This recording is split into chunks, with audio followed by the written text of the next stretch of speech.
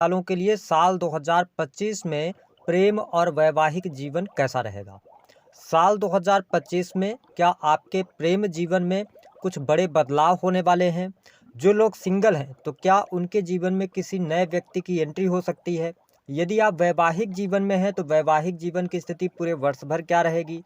साथ ही family planning के लिए समय कैसा रहेगा, विस्तार से इस वीडियो में हम चर्चा करेंगे। और जो लोग अपने एक्स के वापस आने का इंतजार कर रहे हैं, क्या यह वर्ष 2025 आपके लिए खुशखबरी लेकर आने वाला है, इस पर भी हम चर्चा करेंगे। और यदि आप मन ही मन किसी को प्रेम करते हैं तो हम बहुत ही प्रैक्टिकल उपाय आपको देने वाले हैं। यदि आप इन उपायों को करते हैं तो आप जरूर अपने मनचाहे व्यक्ति को अपनी तरफ आकर्षित कर सकते हैं।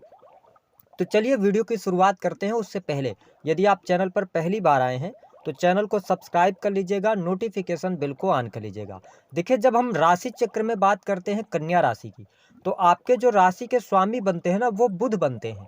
और कन्या राशि वाले जो लोग आपको मिलेंगे या देखने इनका स्वभाव जो होता है, तो ये काफ़ी आकर्षक भी होते हैं। साथ ही ये काफ़ी उम्र होने के बावजूद भी ये कम उम्र के दिखाई देते हैं। ये क्वालिटी इनके अंदर या विशेषता हम कह सकते हैं, या इनका शारीरिक हम गठन कह सकते हैं, इस प्रकार का होता है। साथ ही बुद्धि से बहुत तीव्र होते हैं, बहुत ही प्रैक्टिकल होते हैं, चीज़ों को समझना करना बहुत अच्छे तरीके से जानते हैं। लेकिन जीवन में इनके कन्फ्यूजन की स्थिति थोड़ा सा बन जाती है। हालांकि जब हम प्रेम के बारे में कन्या राशि वालों के विषय में बात करते हैं तो ये प्रेम के मामले में बहुत ही, हम ये कह सकते हैं, इमोशनल होते हैं। क्योंकि पंचम भाव के आपके जो स्वामी बनते हैं वो शनि बनते हैं। तो कन्या राशि वाले जो जीवन में किसी से प्रेम करते हैं तो ये लंबे समय तक उस व्यक्ति से प्रेम करते रहते हैं।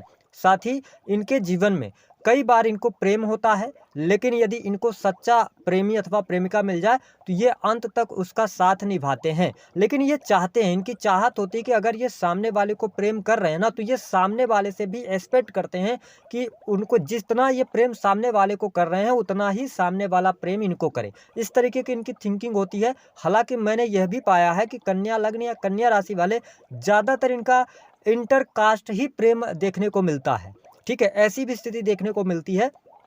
साथ ही ये एक ही प्रेमी अथवा प्रेमिका के लिए वर्षों भी बिता सकते हैं, ऐसा भी इनमें देखा गया है। हालांकि जब हम 2025 की बात करते हैं कन्या लग्न और कन्या राशि वालों, आपके लिए आइए जानते हैं। बड़े ध्यान से इस वीडियो को समझिएगा। यदि आप समय देंगे तो चीज़ों को आप अच्छे से समझ पाएंगे। सबसे पहले हम बात करते हैं कि जो लोग ऑलरेडी लव एंड रिलेशनशिप के अंदर हैं उनके लिए वर्ष 2025 कैसा रहेगा।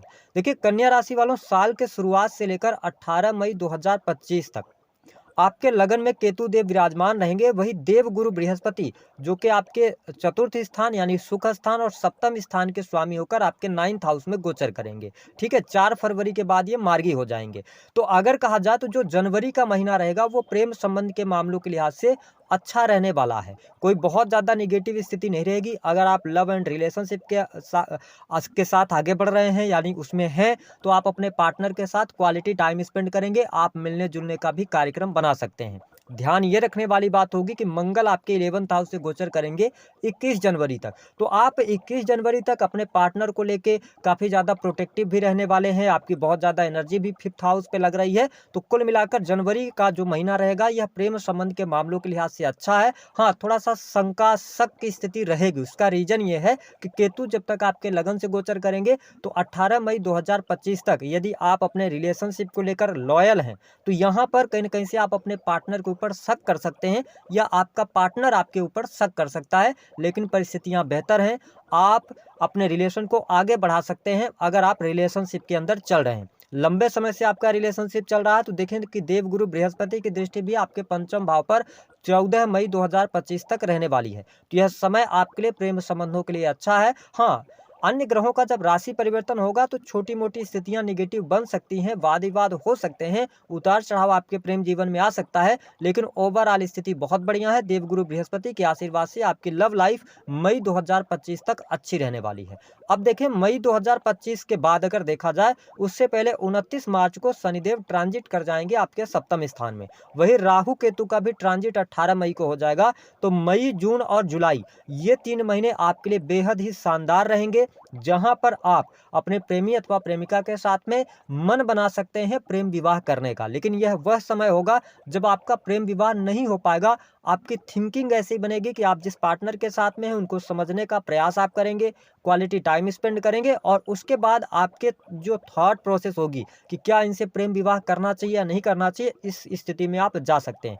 हालांकि अगर इस वर्ष के अंदर देखा जाए तो पूरे वर्ष भर आपका प्रेम जीवन अच्छा रहेगा। कन्या लग्न या कन्या राशि वालों, साल के शुरुआत में थोड़ा केतु की वजह से डाउट भ्रम की स्थिति बनेगी, लेकिन ओवरऑल स्थिति बेहतर रहने वाली है। वही हम बात करें कि जो लोग किसी को मन ही मन प्रेम करते हैं, तो आप यदि अपने प्रेम का प्रस्ताव रखना चाहते हैं, आप कन्या लग्न या कन्या राशि के हैं, तो आपके लिए जनवरी का महीना बेस्ट रहेगा। आप जनवरी के महीने में अपने प्रेम का प्रस्ताव रख सकते हैं, ऐसी स्थिति देखने को मिलेगी।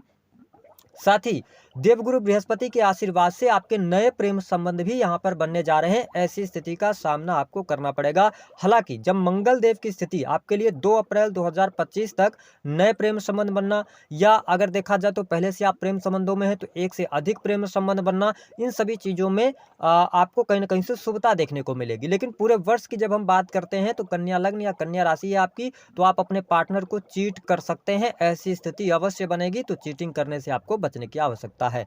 जो लोग अपने एक्स की वापसी का सपना देख रहे हैं, क्या उनके लिए कोई इस वर्ष में ऐसे योग बनेंगे जहां पर वो वापसी का सपना देख सकते हैं? तो कन्या लग्न या कन्या राशि है आपकी, तो आप 4 फरवरी 2025 से लेकर 15 मई 2025 तक जो आपके पुराने प्रेमी अथवा प्रेमिका हैं, उनके साथ में आप एक बार कांटेक्ट करने की कोशिश कीजिएगा। आपको लाभ अवश्य देखने को मिलेगा। अगर यहाँ पर आपकी बात नहीं बन रही है कन्या लग्न और कन्या राशि वालों, तो फिर आपको वेट करना पड़ेगा, और वो टाइम आएगा 18 अक्टूबर 2025 से लेकर 4 दिसंबर 2025। तो ये स्थिति बनेगी। अब हम बात कर लेते हैं कि क्या आपके लिए इस वर्ष में प्रेम विवाह के योग बन रहे हैं या नहीं बन रहे हैं। तो कन्या लग्न या कन्या राशि वालों, आपके सप्तम स्थान से राहु का गोचर हो रहा है। राहु सप्तम स्थान से जब गोचर कर रहे हैं और देवगुरु बृहस्पति भाग्य स्थान से गोचर कर रहे हैं, तो जनवरी से लेकर और 14 मई 2025 तक आपके लिए प्रेम विवाह के योग बनते हैं। लेकिन यह योग तभी बनेगा जब आपकी पत्रिका में बहुत तगड़ा योग चल रहा होगा, क्योंकि राहु और केतु, लोगों का मानना यह होता है कि देवगुरु बृहस्पति विवाह कराते, ऐसा है। ठीक है, बृहस्पति के बिना आशीर्वाद से विवाह नहीं हो सकता, लेकिन राहु केतु भी इतनी क्षमता रखते हैं कि वो आपका विवाह करा दें।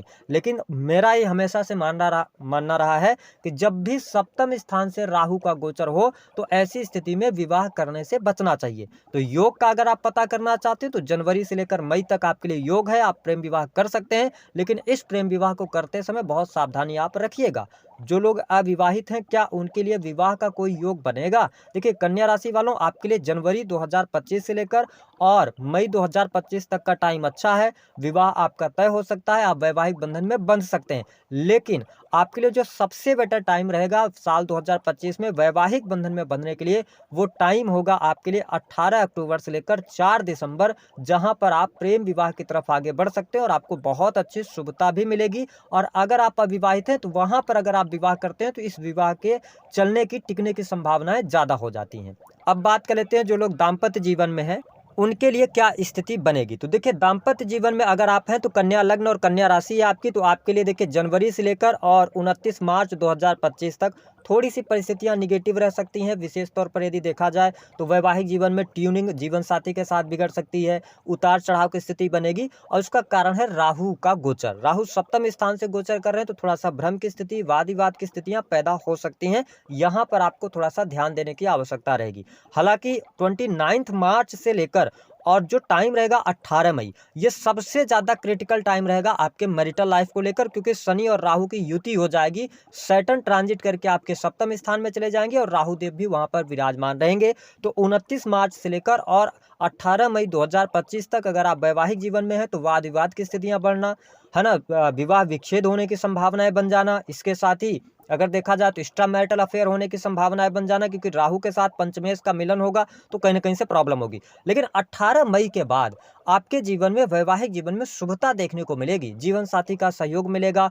अगर देखा जाए तो किसी भी प्रकार की जितनी मिसअंडरस्टैंडिंग साल की शुरुआत से लेकर चल रही थी, तो सभी मिसअंडरस्टैंडिंग आपकी दूर होगी और आपको उत्तम सुख प्राप्त होगा वैवाहिक जीवन का। साथ ही जो लोग फैमिली प्लान करना चाहते हैं, संतान प्लान करना चाहते हैं, उनके लिए यह वर्ष शानदार रहेगा। साल की शुरुआत आपके लिए बहुत अच्छी है। जनवरी से लेकर और मई 2025 तक आप फैमिली प्लान कर सकते हैं, संतान प्लान कर सकते हैं। बहुत सारे कन्या लग्न और कन्या राशि वालों को संतान का सुख भी प्राप्त होने जा रहा है। यदि आपके संतान पहले से है तो संतान को लेकर गुड न्यूज प्राप्त होगी। हालांकि जनवरी से लेकर मई तक संतान की स्थिति बहुत बढ़िया है, उनकी पढ़ाई लिखाई अच्छी रहने वाली है, संतान के ऊपर आप पैसा खर्च करने वाले हैं। लेकिन 29 मई से लेकर और 29 मार्च से लेकर 18 मई तक का टाइम थोड़ा सा संतान की हेल्थ को लेकर अच्छा नहीं रहेगा। संतान की हेल्थ पर पैसा खर्च हो सकता है, कोई चोट चपेट लग सकती है। लेकिन उसके बाद का जो टाइम रहेगा, ठीक है, 18 मई के बाद का, उसके बाद का टाइम आपके लिए बहुत अच्छा रहेगा। आपके संतान के लिए, संतान के करियर के लिए, उनके पढ़ाई लिखाई के लिए सब कुछ बहुत अच्छा रहने वाला है। अब हम बात कर लेते हैं कुछ विशेष बातों की कि जिन कन्या लग्न अथवा कन्या राशि वालों के जीवन में पति पत्नी में डाइवोर्स की स्थितियां बन गई, उनको क्या करना चाहिए। मेरा निवेदन है आपसे, गोचर के आधार पर केवल 2-3-4 महीने बचे हुए हैं, आप इस टाइम को निकाल लीजिए, उसके बाद डिसीजन लेंगे तो बेहतर रहेगा।